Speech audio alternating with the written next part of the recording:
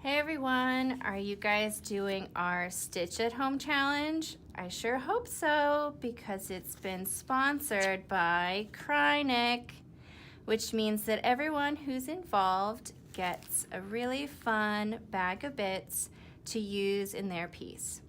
So if you don't know anything about our Stitch at Home challenge, you should check out our website and look at the challenge section, and all the details are there. So I'm going to talk to you a little bit about these threads that are in here and kind of demystify the threads and how to thread them.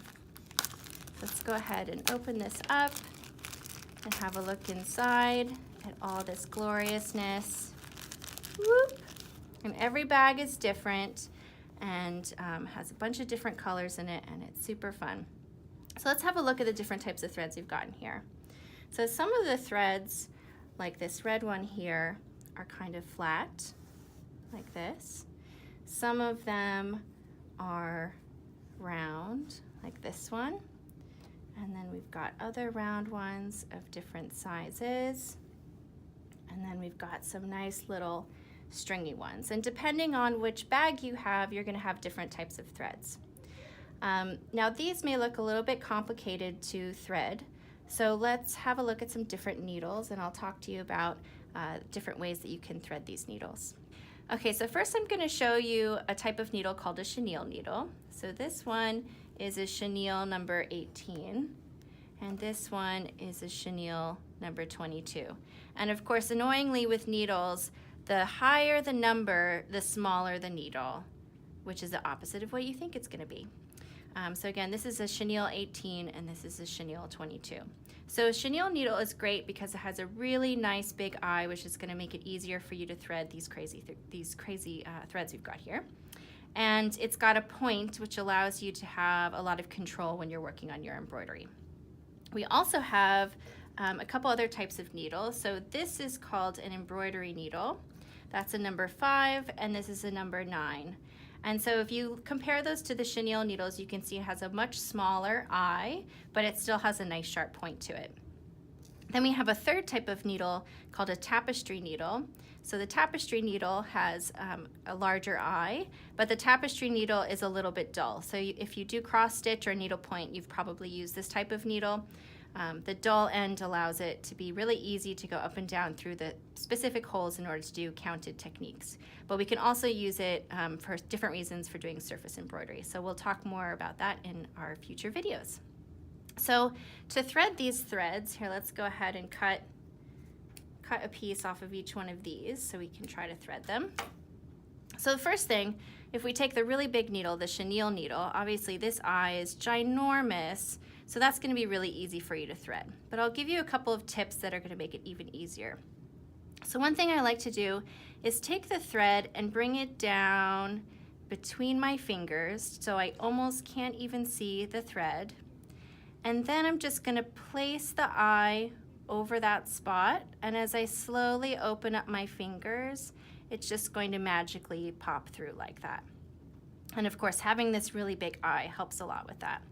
Another thing you can do, so let's say these have gotten all scruffy. So we've been stitching, it's come undone, and now we've got this scruffy end here.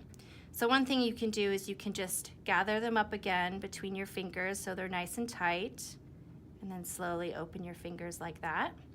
Or another thing I like to do is to fold the thread over the needle, and that takes away those scruffy ends.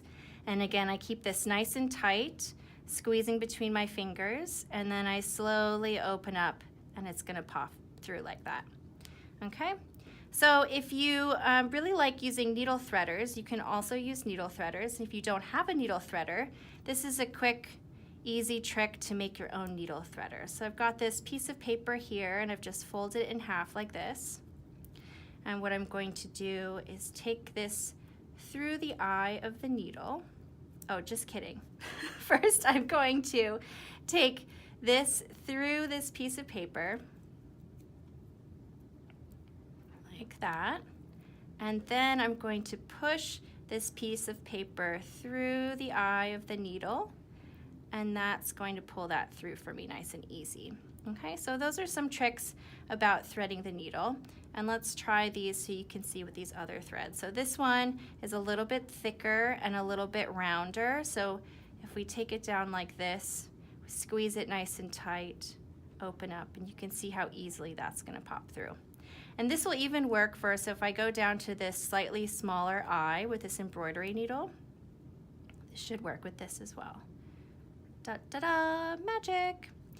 Okay, and so another thing you want to think about with your needle choice is what you're actually doing with the thread. So if you're going to go up and down through the fabric with the thread and your thread is really thick, you want to make sure that you have a thick needle, because what the needle is actually doing is it's making a hole in the fabric. And if your needle is too small and it makes too small of a hole, you're really going to struggle to pull that thread through. So I've got this nice big needle, and I'll just show you an example. So I've got my needle threaded up. I'm going to pull it through and see how nice and easy that is. It goes nice and easy through because the needle is making a big enough hole for the thread. If you have a smaller thread though, you want to make sure to have a smaller needle. And that's because you don't want to make too big of a hole in your fabric.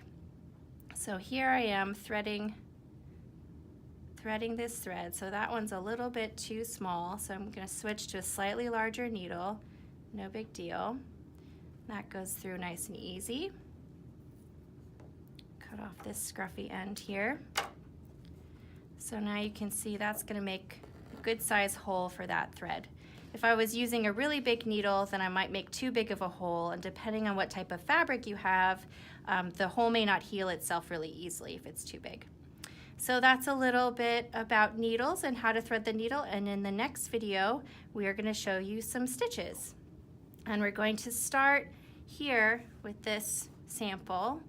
So we've got some different types of couching methods, which is a really great use of the Kreinik threads. So come check us out in our next video.